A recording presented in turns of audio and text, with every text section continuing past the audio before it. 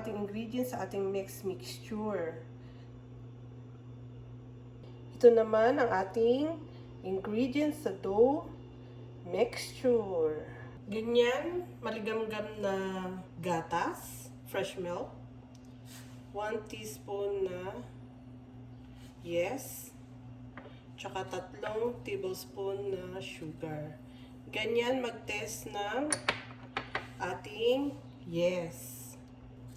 Haluin.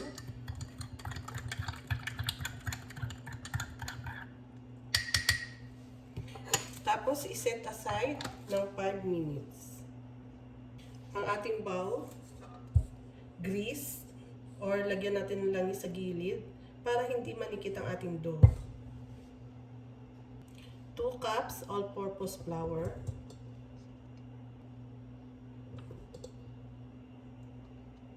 1/4 cup milk powder. 1 cup stevia sweetener. Kung wala kayo, pwedeng 1/4 sugar or depende kung gaano katamis ang gusto nyo. 1 teaspoon baking powder. Salain.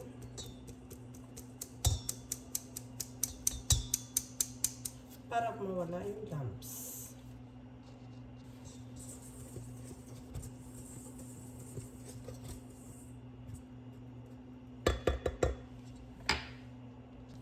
With ingredients, isang itlog, 1 egg, vanilla, ang ating yeast mixture. Makikita niyo yung ating mixture kung buhay yan kapag ganyan nagbabubbles na siya na parang beer.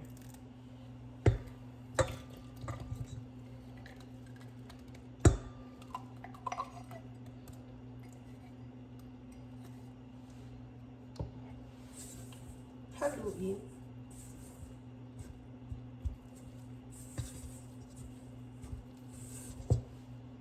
Ito may mixer tayo. Ang tawag dito ay fiddle paddle. Makikita mo yung pag-a-attach nito ay siguraduhin yung safe kasi delikado yan. Baka tumalsik. Tsaka nakakaputol din yan ng kamay. Panda rin natin muna ng kanina hanggang sa palakas na palakas. Kasi kapag ginawa natin agad ng malakas yan, ay mahihirapan yung motor natin at baka masira.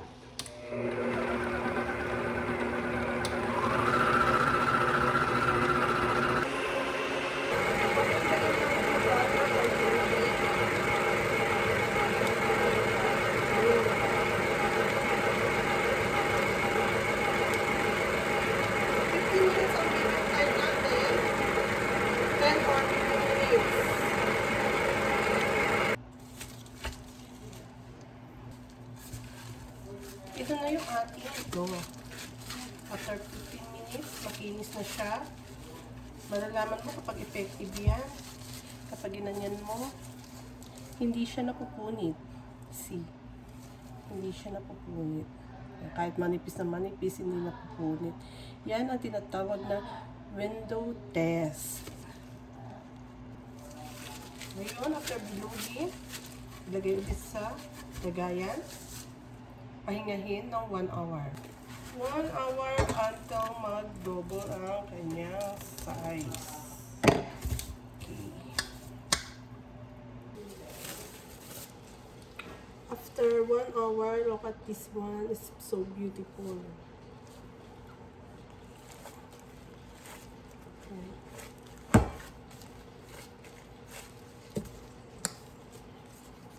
Ibig sabihin, successful ang ating dough. Repeat again, mixer. 15 minutes again.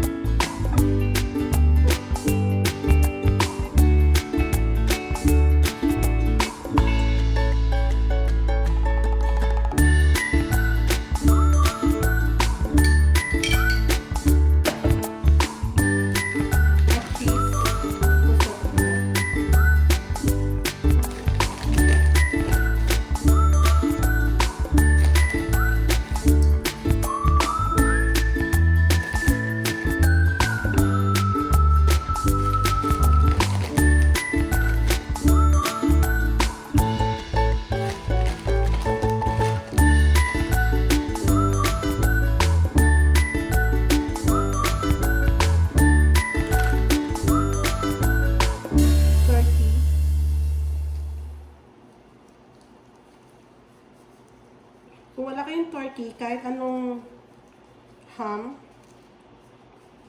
Bahala kayo kung anong gusto nyo ilagay. Tuna, anything you want. Okay?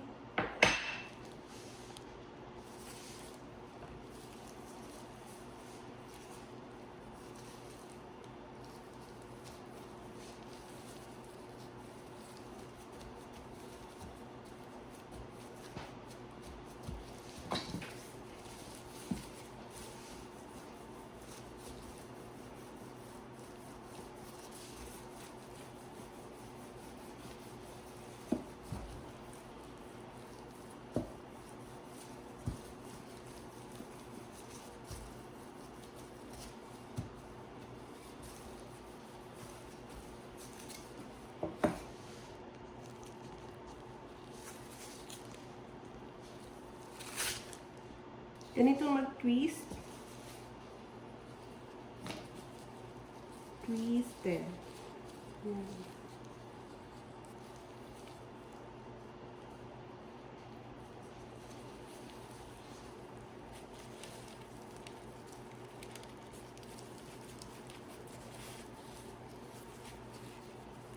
Isa pa.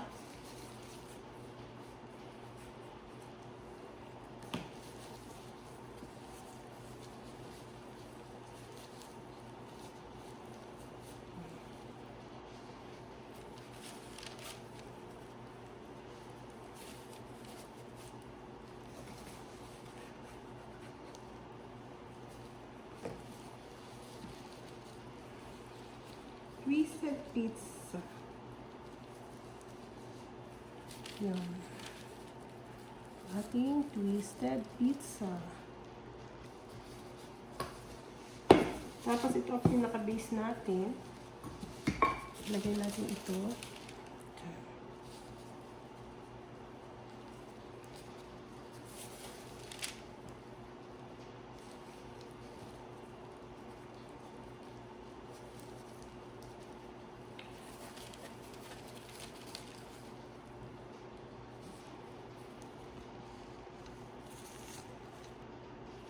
Ayan, para hindi magkakalat, may base tayo.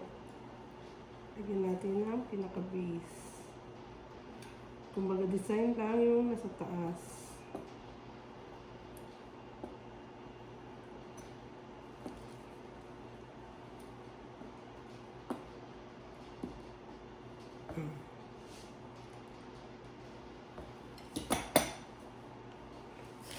Tapos, lagyan natin yung cheese.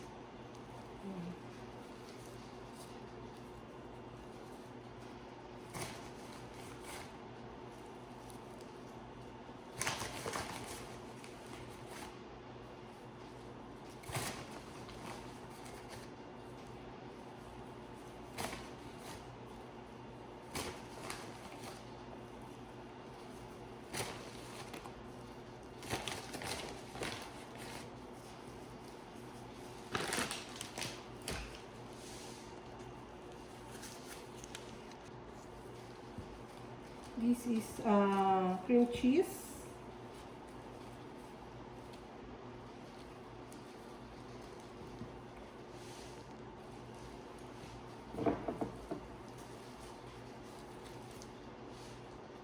I put some sesame.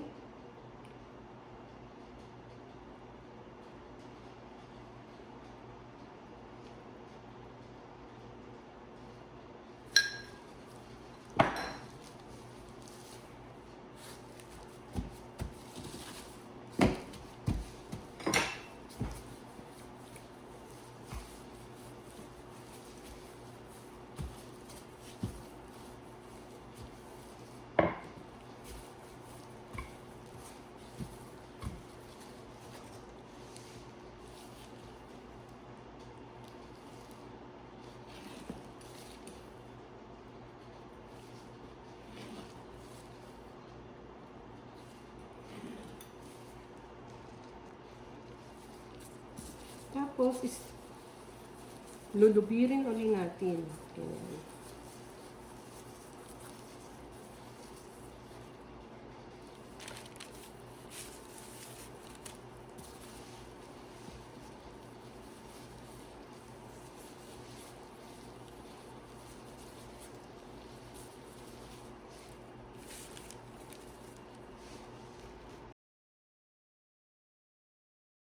Okay, ito na yung ginawa natin. Nilubid-lubid natin. Lagyan natin ng garlic butter. So, dalawa yung ginawa natin. Isang nilubid-lubid na pizza. Tsaka isang nilubid-lubid na garlic butter. Okay? Isasalang. Ay, i-rest natin to ng 30 minutes. Yan pala natin ng basil para may green naman yung ating dry basil. Yung ating pizza. At kaya ito, lagyan ko na rin.